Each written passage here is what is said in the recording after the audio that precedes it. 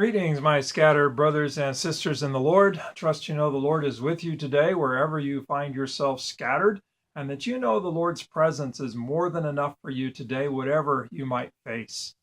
We're moving into John chapter 15 today, and Jesus says this. He says, I am the true vine, and my Father is the gardener. Every branch in me that does not bear fruit, he removes. But all those branches that are in me that are bearing fruit, he prunes so that they may be even more fruitful. Now, there's a lot to talk about here, and Jesus takes this imagery of vineyard or being the true vine on through chapter 15. Today, we are going to focus on Jesus' statement, I am the true vine, and my Father is the gardener, the vine dresser. The vine image comes from the Old Testament. In the Old Testament, Israel is depicted as a vine or a vineyard that God plants.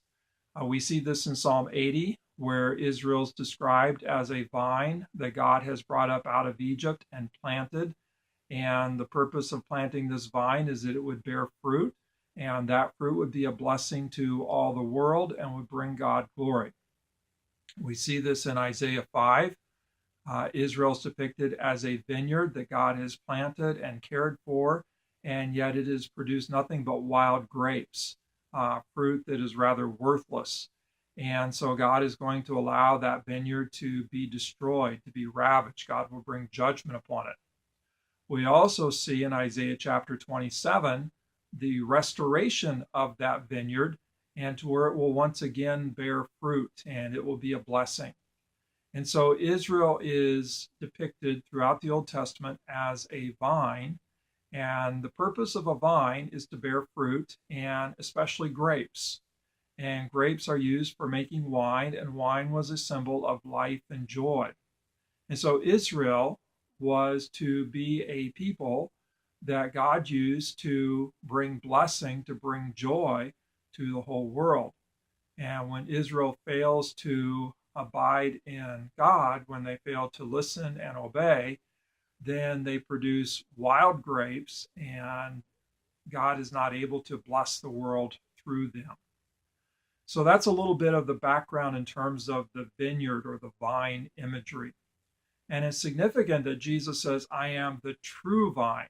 He doesn't just say, I am the vine, but I am the true vine. By implication, there are a lot of false vines around. And so Jesus is saying that he is the one who truly fulfills Israel's role, Israel's purpose in the world, that he's the true vine, that he's not a fake or a false vine. What would a false vine look like? Well, in Jesus' day, it might look like the Sadducees, those who were running the temple that were full of corruption. They were a false vine. They weren't really bringing forth the fruit, the blessing that Israel was to bring forth. We might think of the Pharisees, another false vine with a legalistic righteousness that really isn't going to bear fruit or be a conduit for blessing. So Jesus is saying, I am the true vine. And those who abide in Jesus are to produce fruit in keeping with Jesus and to be a blessing to the world. And we'll talk more about that in days to come. Today, really kind of the big question that hits me, am I abiding in the true vine, or have I been deceived into trying to plug into a false vine, a vine that's not really going to bring me blessing, and a vine that isn't really going to allow me to be a blessing to others?